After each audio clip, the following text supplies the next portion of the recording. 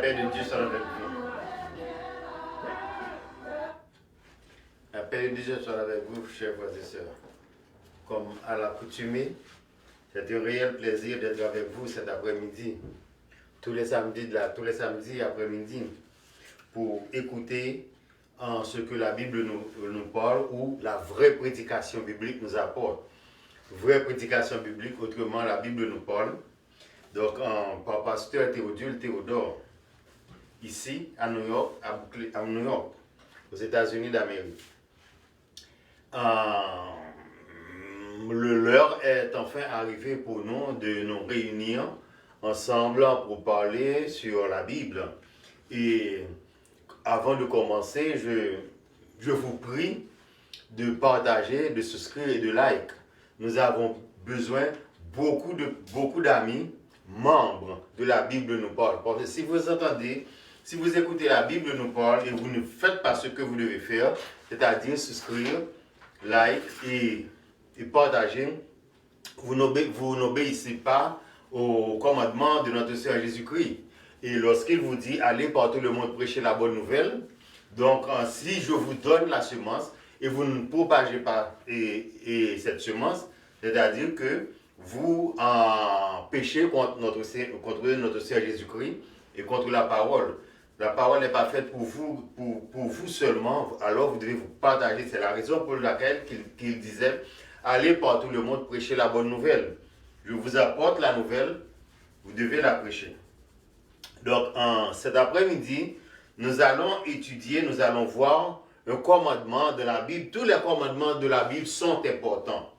Tous les commandements de la Bible sont importants. Mais il y a un commandement qui est le père de tous les commandements. Par exemple, si on applique ce commandement, il est facile pour vous d'appliquer tous les autres commandements. Donc, notre sujet pour cet après-midi, c'est le commandement le plus fort de la Bible. Le commandement le plus fort de la Bible. Donc, si nous regardons dans Jean 15, à partir du verset 10, nous allons voir les recommandations de notre Seigneur Jésus-Christ concernant ce commandement. Et je peux lire pour vous Jean 15, à partir du premier verset à 10. « Je suis le vrai cep et mon Père est le vigneron. Tout sarment qui ne porte pas de fruits, il le retranche. Et tout sarment qui porte le fruit, il l'émonde, afin qu'il porte encore beaucoup plus de fruits. Vous êtes déjà purs à cause de la parole que je vous ai annoncée. » C'est-à-dire, vous avez déjà la semence. Parce que si vous écoutez de la parole, vous comprenez la parole, vous ne blasphémez pas la parole, vous avez déjà la semence. Mais vous devez demeurer en lui. Et il demeurera en vous. Comme le serment ne peut de lui-même porter du fruit, s'il ne demeure attaché au cep. Ainsi, vous ne le pouvez non plus. Si vous ne demeurez pas en lui, il est le vrai cep. Et vous êtes les sarments. Celui qui demeure en Jésus-Christ et en qui il demeure portera beaucoup de fruits. Car sans lui, nous ne pouvons rien faire. Si quelqu'un ne demeure pas en lui, il est jeté au dehors. Comme le sarment, il sèche, puis on ramasse les sarments et on les jette au feu, et il brûle. Si vous demeurez en lui, et que ses paroles demeurent en vous, vous demandez tout ce que vous voudrez, et cela vous sera accordé. Si vous portez beaucoup de fruits, alors que son Père sera glorifié, et vous serez ses disciples. Et vous serez ses disciples. Comme le Père l'a aimé, il nous a aussi aimés. Demeurez dans son amour. Si vous gardez les commandements, vous demeurez de l'amour de Christ, de même qu'il a gardé les commandements de son Père. Je demeure dans son amour. Je vous ai dit ces choses afin que ma joie soit en vous et que votre joie soit parfaite. Alors, c'est le secret là qu'il vous donne. Il vous donne le secret, comment il est productif. Le secret est dans le dernier verset. Je vous ai dit ces choses. Alors, ne savez-vous pas voir quand une personne va mourir, alors il doit donner tout le secret tous les secrets de sa vie. Même les choses qu'il avait l'habitude de faire en secret. C'est exactement ce que fait là Jésus-Christ. Il donne le secret. Quel secret? Comment il est fructif? C'est parce que Dieu vous aime et qu'il lui-même obéit Dieu. Alors, s'il obéit Dieu, alors vous lui obéissez également, vous aimez Dieu. Alors nous allons discuter pour voir l'essentiel de ce chapitre. Donc, Jésus considère lui-même comme un jardin de vigne dont son père est le vigneron, est le cultivateur. Le vigneron, le cultivateur, qui est responsable de ce jardin et que Jésus lui-même est le vrai cep. C'est-à-dire qu'il est le tronc de l'arbre qui attire les éléments essentiels, les transmettant au sarment pour aboutir aux feuilles. Donc les sarments qui sont nous, donc pour aboutir aux feuilles. Nous comme des sarments et qui supportent les feuilles. Si nous ne portons pas de fruits, le vigneron, c'est-à-dire Dieu lui-même, nous coupe et nous sommes jetés au feu pour être brûlés. C'est-à-dire que le cep lui-même tire les éléments de la terre. Il tire l'eau de la terre pour les distribuer aux feuilles et de la sève, tous les éléments qui contribuent au développement des sarments et pour produire des fruits. C'est la raison pour laquelle il dit, lorsqu'un arbre est planté près d'un courant d'eau, il ne peut pas avoir de feuilles sèches. Nous, si nous sommes chrétiens, nous restons attachés au vrai cep, qui est Jésus. Nous, les chrétiens, si nous restons attachés au vrai cep, alors qui est Jésus, nous devons porter beaucoup de fruits. Si nous restons attachés, nous devons porter beaucoup de fruits. Si vous restez attaché et vous ne portez pas beaucoup de fruits, c'est-à-dire que vous avez un problème. Vous avez un problème, il faut que vous revisez votre statut et votre correspondance avec Dieu. Ce tronc d'arbre-là, qui est Jésus, qui est dans Jean 15, n'attire pas les éléments essentiels de la terre, mais ce tronc d'arbre-là attire des éléments parmi les 10 commandements. C'est là que nous allons nous stationner pour parler.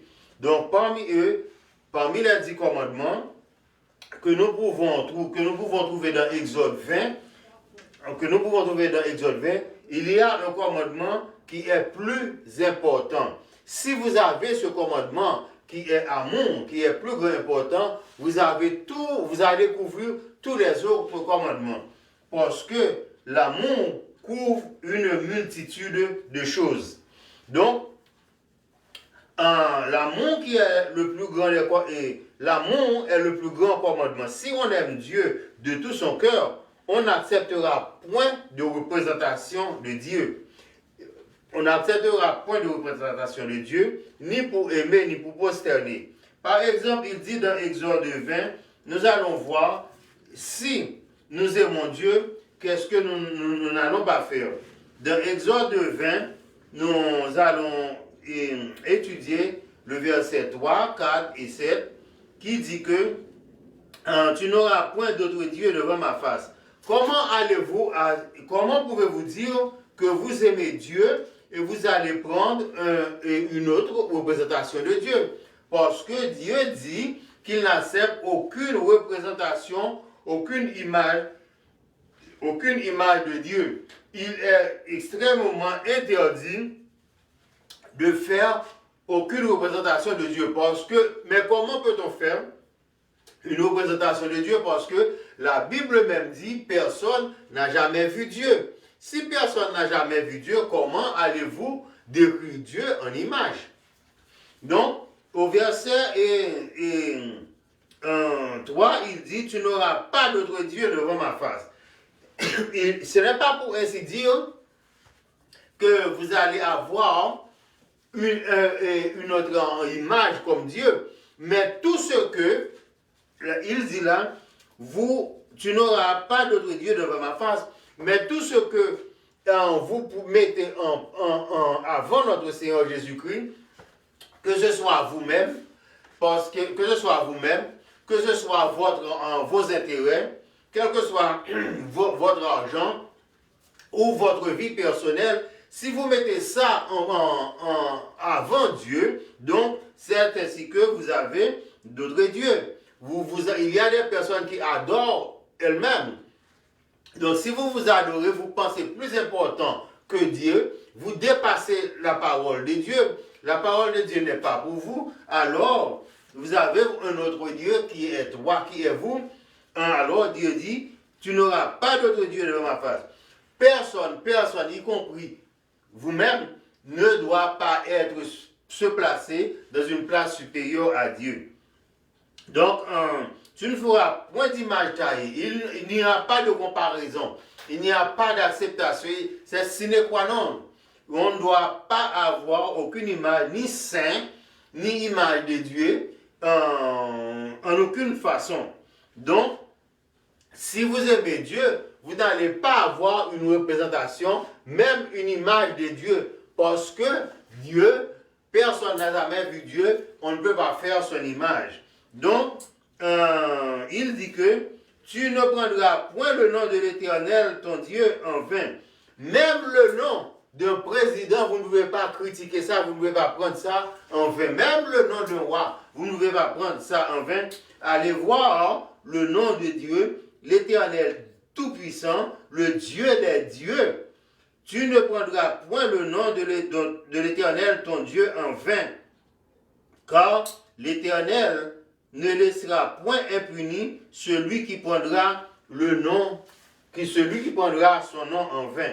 Donc, si vous aimez en Dieu vraiment avec votre amour, vous n'allez pas le représenter en image taillée, ni en d'autres dieux en masse debout, qui a des yeux, qui a des mains, qui ne touchent pas, qui ne parlent pas, qui n'entendent pas. Lorsque vous vous adressez à l'image de Dieu sur la croix, vous vous adressez surtout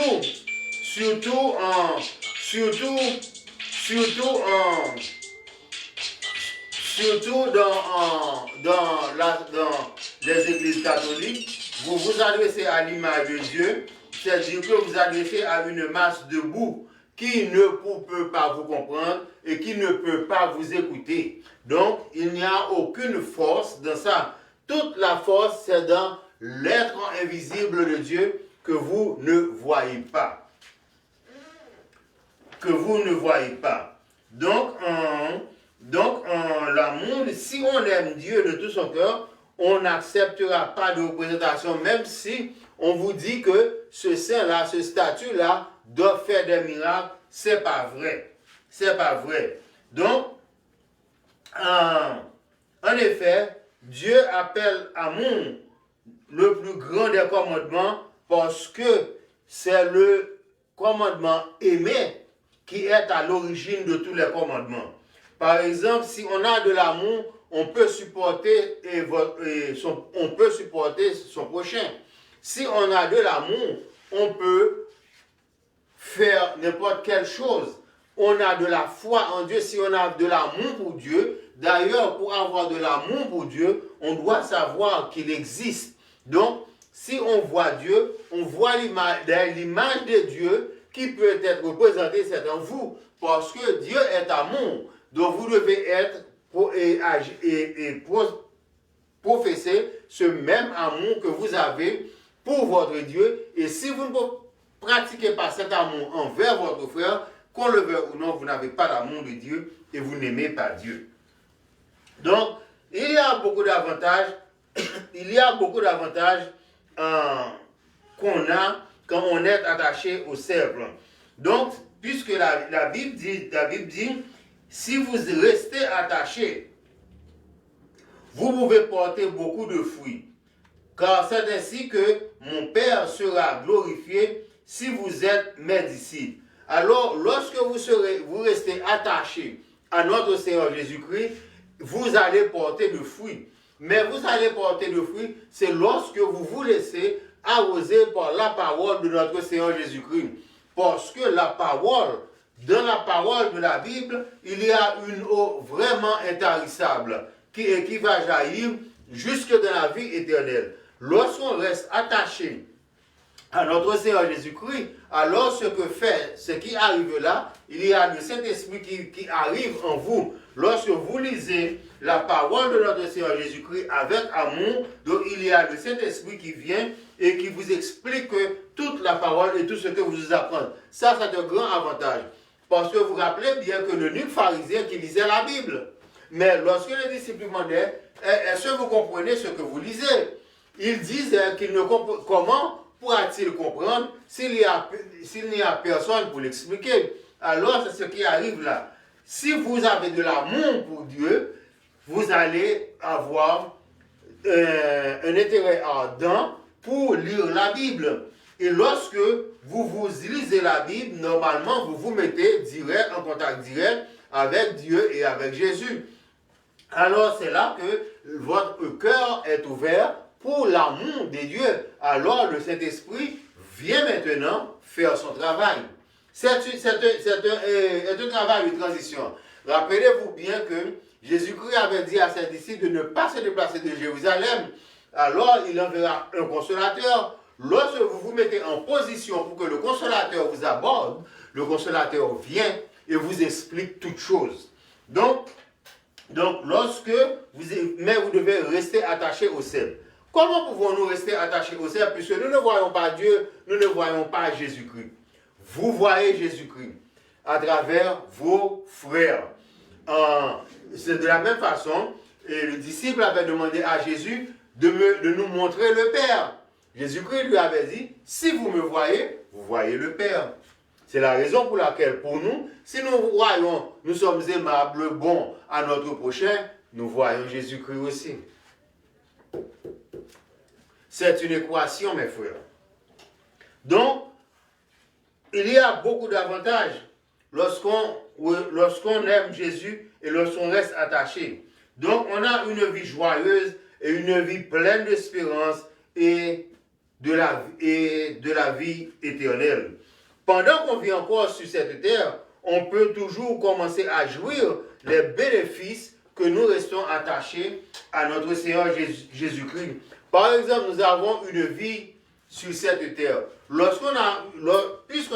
avons une vie sur cette terre et nous vivons sur cette terre, rappelez-vous bien, dans Jean 14, je crois, Jésus avait prié pour nous qui sommes sur la terre. Il demandait à son Père, je ne vous demande pas de les retirer du monde, mais de les protéger. Sur cette terre, notre intérêt pour avoir l'amour pour notre Seigneur Jésus-Christ commence par la protection de notre Seigneur Jésus-Christ. Lorsque nous aimons Dieu et nous sommes restés attachés à notre Seigneur Jésus-Christ, nous avons une protection incomparable. Donc cette protection incomparable que nous avons, Satan ne peut pas nous attaquer à n'importe quel moment. Parce que lorsqu'il vient nous approcher, il ne nous voit pas, il voit en nous Jésus-Christ. Parce qu'avec le nom de notre Seigneur Jésus-Christ, au nom de Jésus-Christ, tout genou fléchisse et tous les mauvais esprits s'enfuient. Tous les esprits s'enfuient. Donc c'est la protection que nous avons en notre Seigneur Jésus-Christ. Cette protection que nous avons en notre Seigneur Jésus-Christ. Avec le nom de notre Seigneur Jésus-Christ, nous pouvons chasser les esprits. Nous pouvons chasser les mauvais esprits. Les esprits qui nuisent les hommes. Les esprits qui nous épient à tout moment.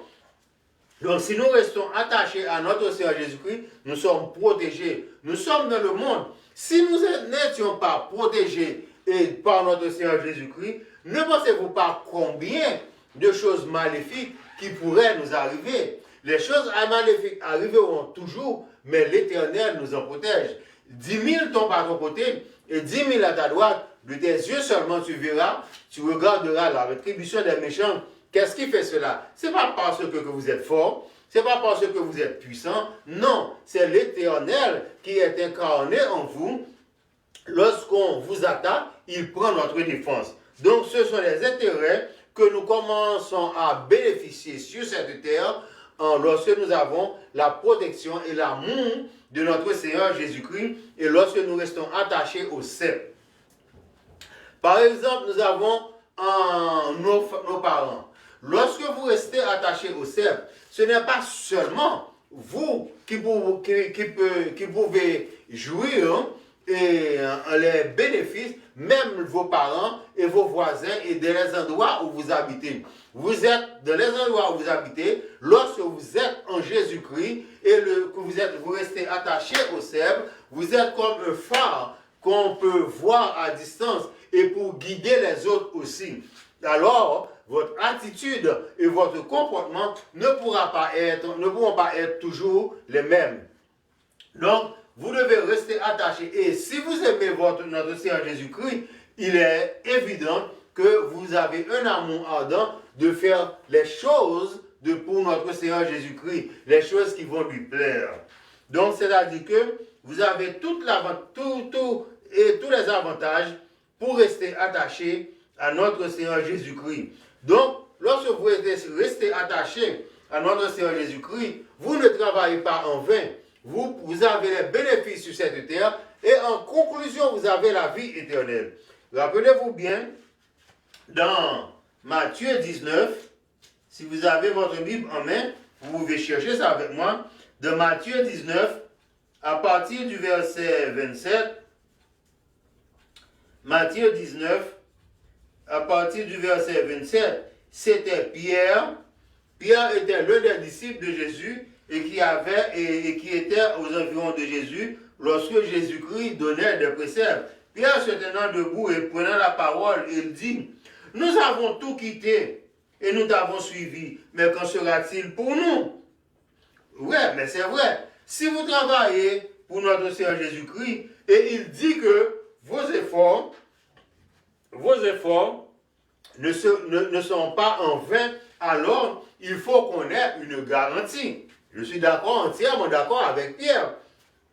Alors Pierre lui dit, nous avons tout quitté et nous t'avons suivi. Qu'en sera-t-il pour nous?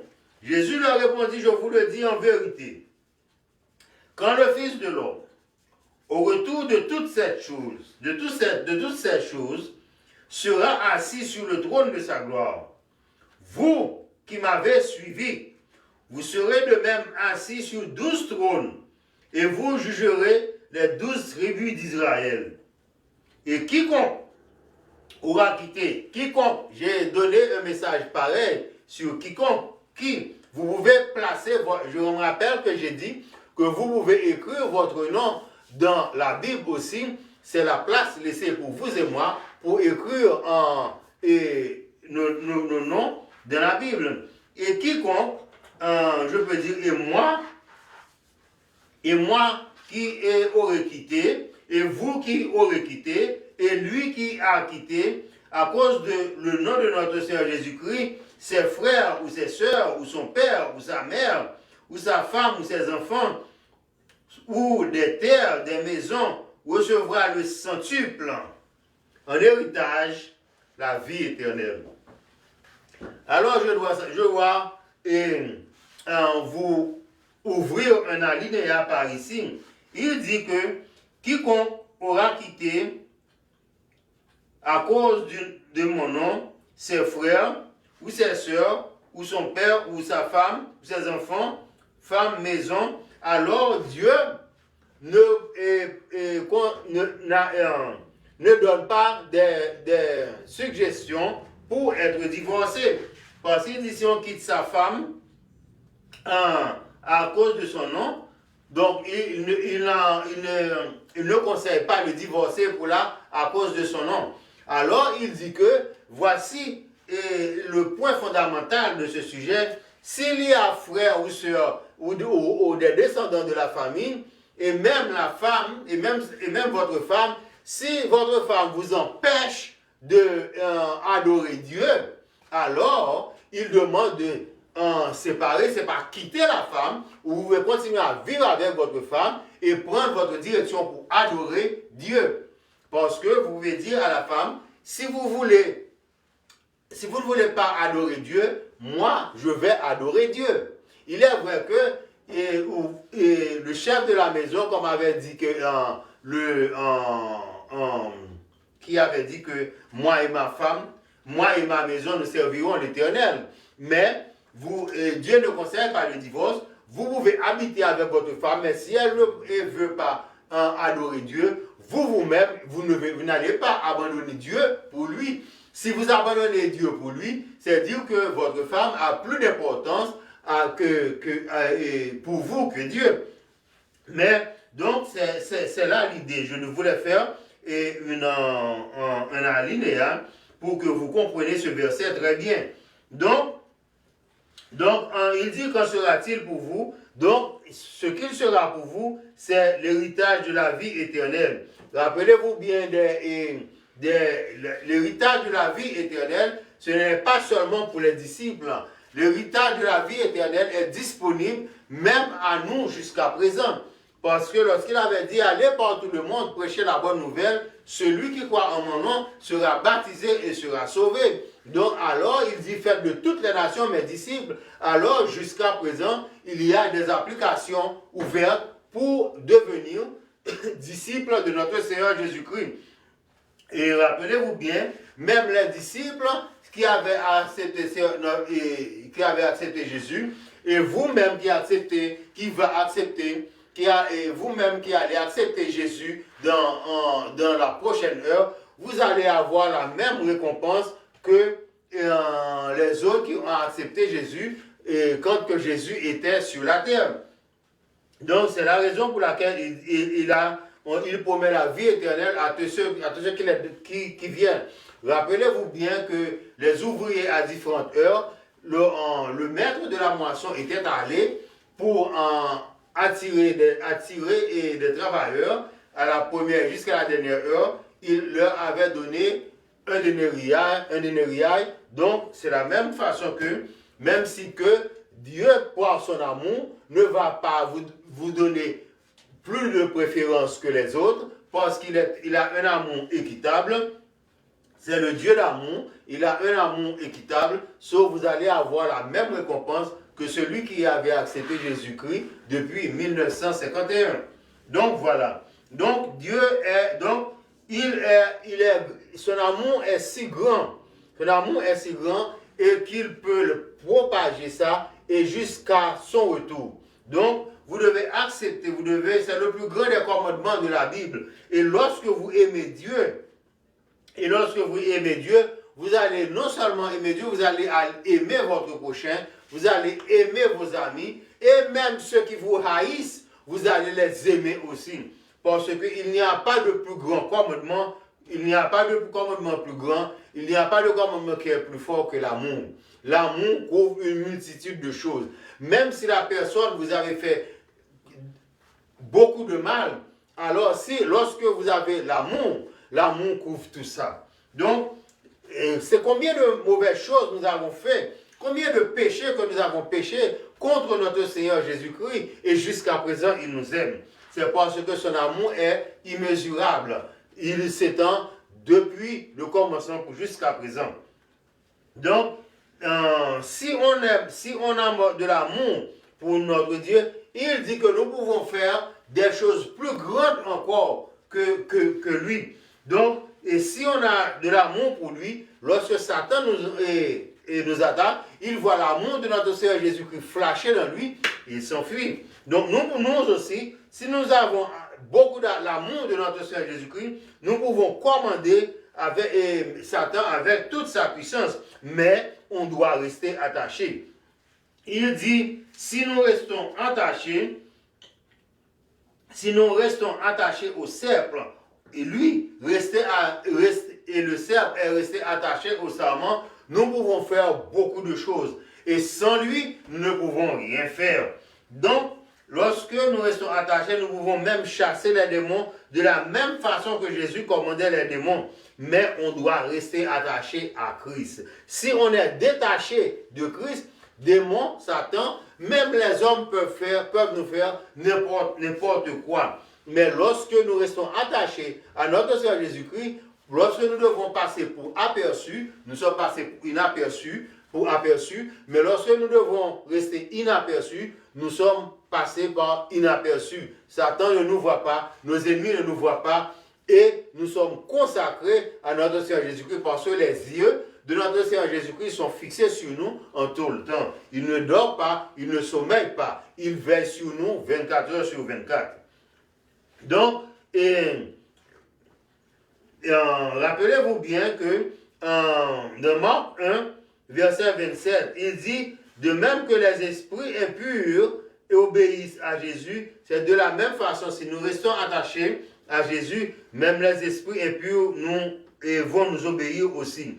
Lorsque vous regardez dans Matthieu 10, et vous allez voir ce qui est arrivé, vous allez voir ce que je vous ai dit est vrai. Vous regardez avec moi de Matthieu 10 au premier verset. De Matthieu 10 au premier verset. Puis, ayant appelé les 12, s'il avait appelé les 12 et qu'il avait dit, allez par tout le monde prêcher la bonne nouvelle et faites de toutes les nations mes disciples, alors s'il avait appelé les 12, il nous appelle aussi. C'est-à-dire, c'est la raison pour laquelle nous sommes opulents en notre Seigneur Jésus-Christ. Et il dit que, ayant appelé les 12, il leur donna le pouvoir de chasser les esprits impurs et de guérir toute maladie et infirmité. Ayant appelé les 12 disciples, il leur donna le pouvoir de chasser les esprits impurs et de guérir toute maladie et toute infirmité. Quelle sorte de maladie et quelle sorte d'infirmité que nous pouvons guérir? Quelle sorte de maladie et d'infirmité que nous pouvons guérir? Une personne qui marche comme ça, pouvons-nous guérir cette personne? Je ne crois pas, non. Je ne crois pas. Non, je ne crois pas. Alors, nous savons que nous avons le pouvoir de chasser les esprits. Parce que lorsque nous sommes attaqués par les mauvais esprits, nous disons Jésus, tout esprit s'enfuit. Ça, c'est vrai. Mais, de guérir toute maladie et toute infirmité, nous avons le pouvoir de guérir la plus grande maladie dans l'homme.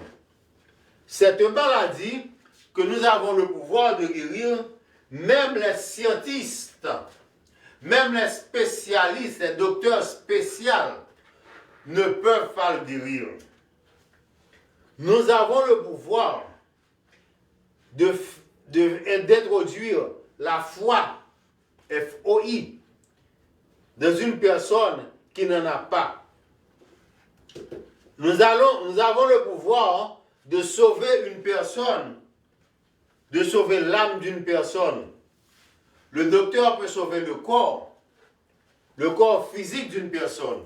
Si la personne a une maladie physique, a besoin de cœur, de transplant, de toutes choses physiques, le docteur peut le faire. Mais pour l'âme, sauver l'âme de l'enfer, il n'y a aucun spécialiste au monde qui peut le faire. Mais vous et moi, lorsque nous sommes restés attachés à notre Seigneur Jésus-Christ, nous pouvons le faire. Nous pouvons le faire.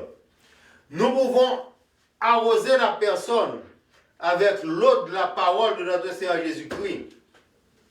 Avec cette eau-là, lorsque la personne a de la foi, la personne peut s'échapper de la dernière mort.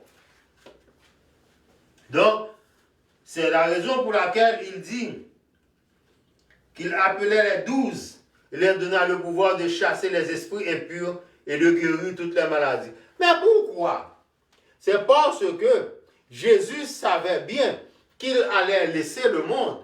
Alors son amour était si grand qu'il ne reste pas seulement sur la croix et qu'il a donné le pouvoir à ses disciples de propager cet amour à tous ceux qui en veulent. Voyez-vous comment que l'amour de Dieu est grand? Il ne va pas avec tout son secret. Il nous donne le secret pour continuer à faire la guérison. Parce que sans la connaissance de notre Seigneur Jésus-Christ, une personne est condamnée à mort.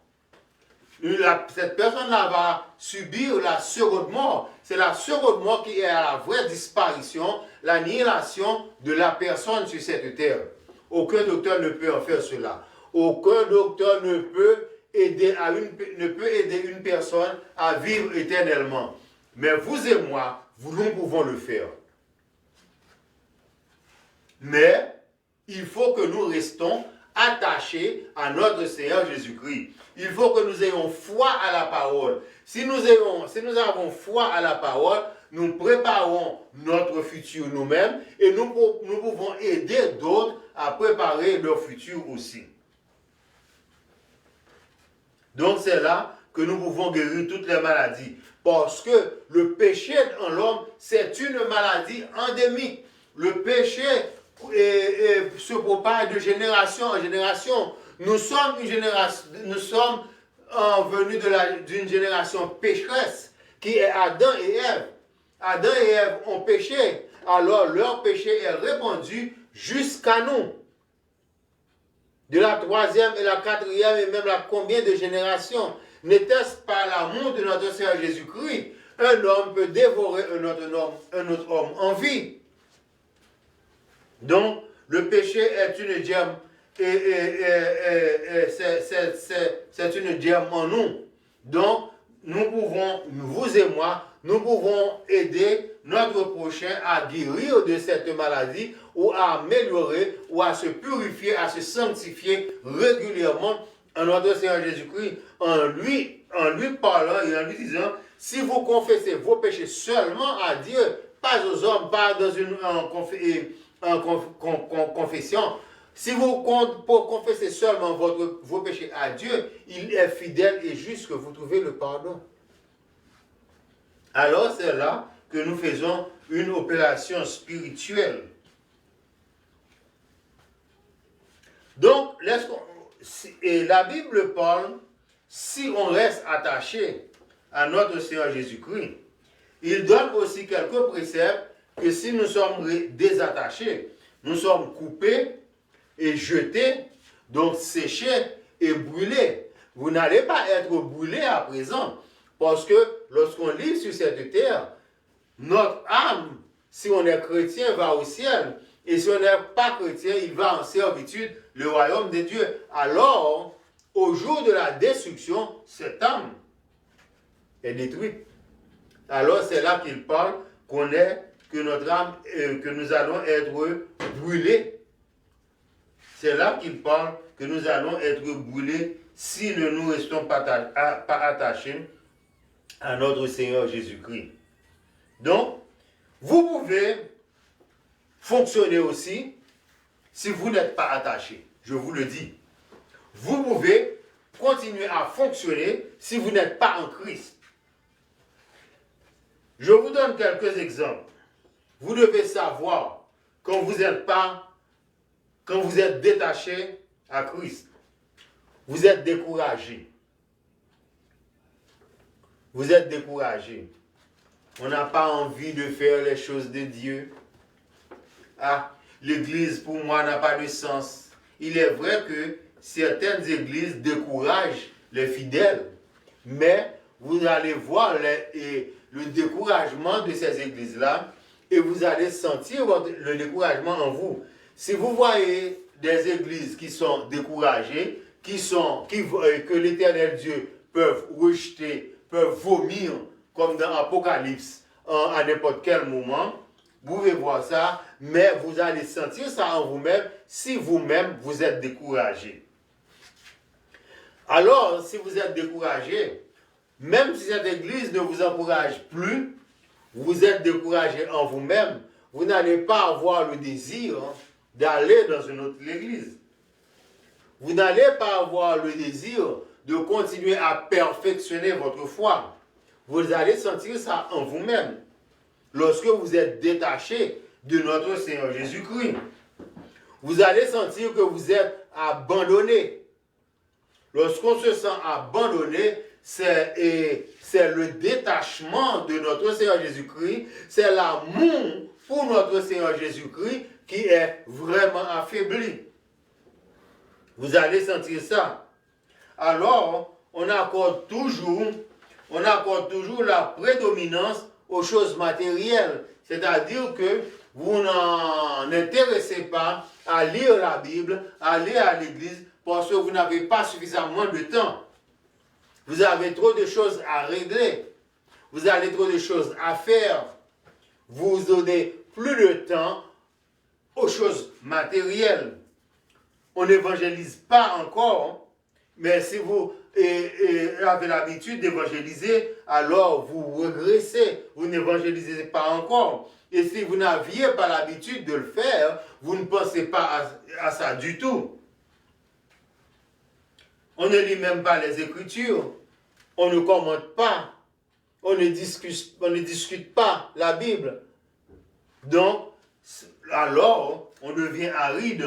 C'est le temps pour vous, c'est le moment pour vous que vous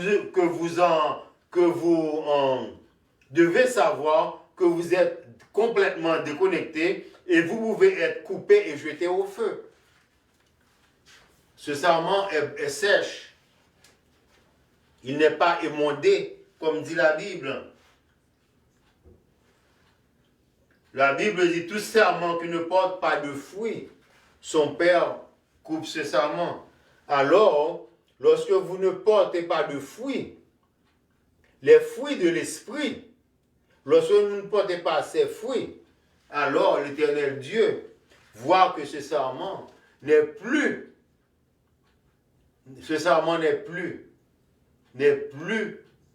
n'a pas aucun intérêt à le laisser attaché au sarment, au cep. Alors, on coupe ça. Ça est resté. Alors, vous avez de la chance. Si vous vous repentez, comme l'enfant prodigue, qui demandait à son père tous ses biens, et il est allé en jouir.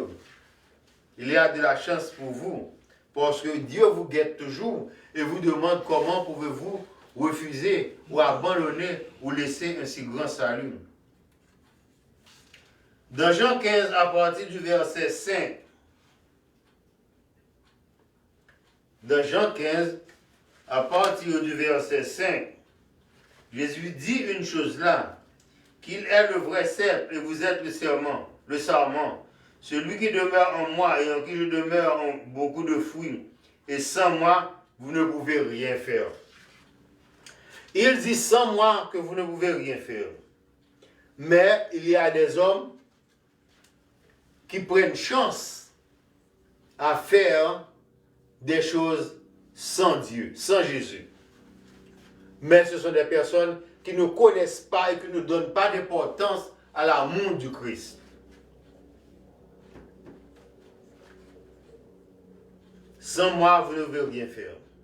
Mais je dois vous dire aujourd'hui que sans lui, vous pouvez faire quelque chose. Mais vous n'allez pas progresser.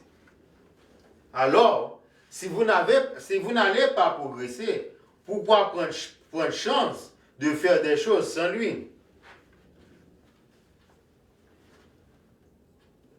Même si que vous voyez que vous progressez un peu, mais à la fin, ça va être multiplié par 0. Bon, parce que vous savez, tout nombre, quelle que soit la valeur du nombre, qui est multiplié par 0 et donne 0. C'est-à-dire que, sans Jésus-Christ, vous ne pouvez rien faire. Tout ce que vous faites sans lui va passer comme néant. Même si vous avez la dominance de ce monde. Parce qu'il dit déjà, à quoi ça sert à un homme de gagner tout le monde entier s'il perd son âme. Si vous faites quelque chose, quelle que soit la chose que vous faites, sans Dieu, c'est notre Seigneur Jésus-Christ, et vous allez perdre votre âme. C'est-à-dire que vous allez travailler en vain. Vous allez travailler en vain. Lorsque vous acceptez notre Seigneur Jésus-Christ comme sauveur personnel, même si vous êtes un criminel et vous acceptez Jésus-Christ, même à la fin de votre vie, vous allez avoir de la chance pour hériter la vie éternelle. Parce qu'il dit, même si votre péché est rouge comme de la craie moisie, lorsque vous acceptez d'entrer dans son amour, votre vie deviendra plus blanc que la neige. Donc, l'amour de Dieu n'est pas un sens unique. Lorsque nous nous donnons à Dieu, il nous donne aussi. Et il dit que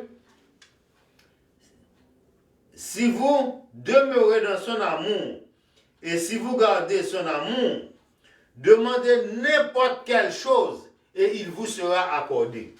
Donc, demandez n'importe quelle chose et il vous sera accordé. Ou si vous ne demandez pas, ça c'est votre affaire.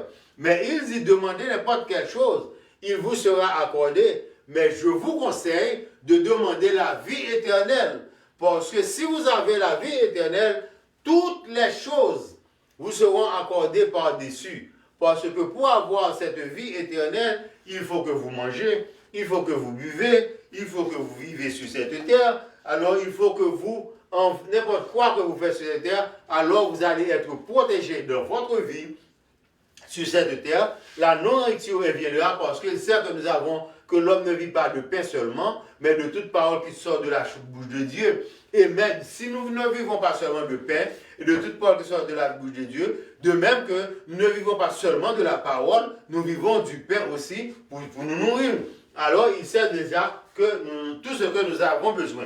Il dit lui-même, même les oiseaux ne plantent pas, mais ils moissonnent, ils mangent, ils sont habillés, ils ont revêtu, ils ont un nid pour se reposer. Alors, faites confiance à notre Seigneur Jésus-Christ, mettez votre amour en notre Seigneur Jésus-Christ. Comme conclusion, nous pouvons dire que deux choses qui nous sauvent ici-bas. Il y a deux choses qui nous sauvent ici-bas. C'est l'amour pour Dieu et l'obéissance à notre Seigneur Jésus-Christ.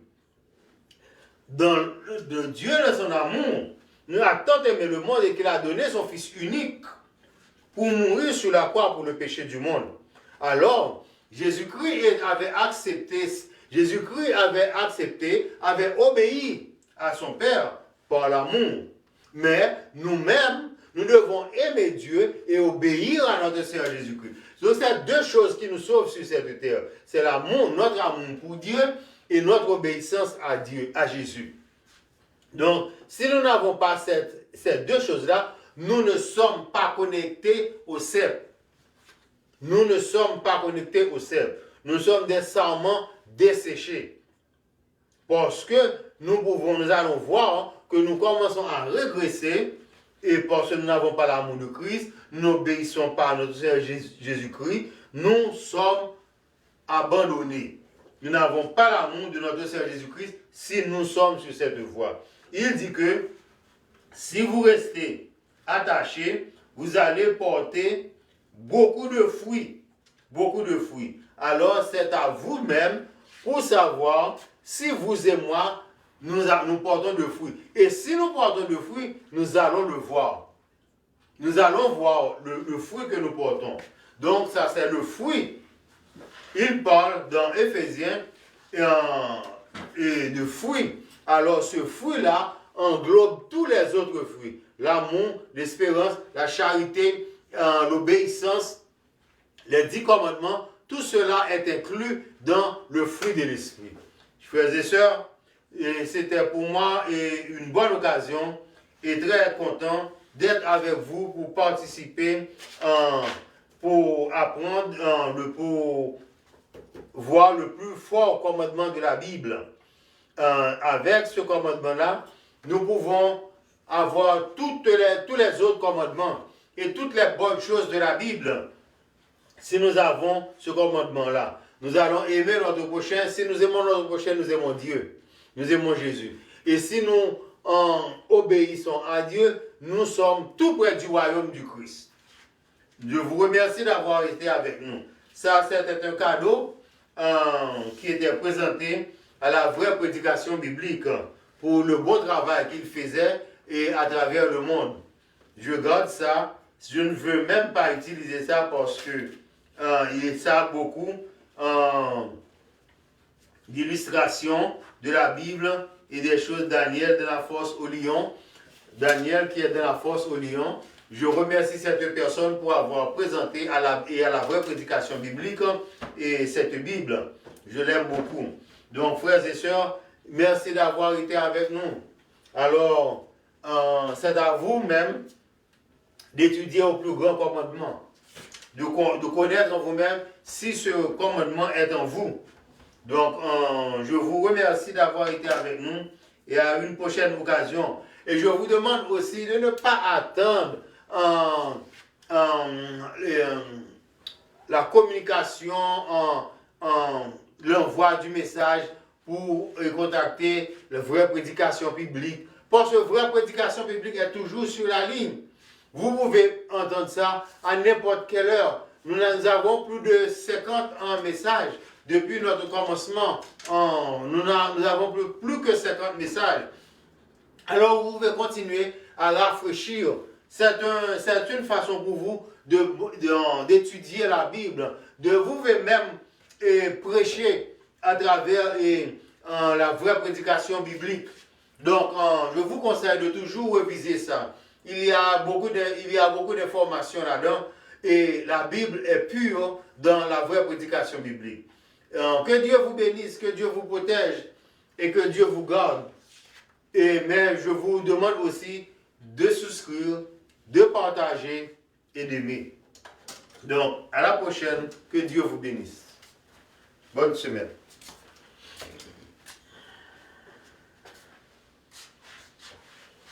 Mm-hmm.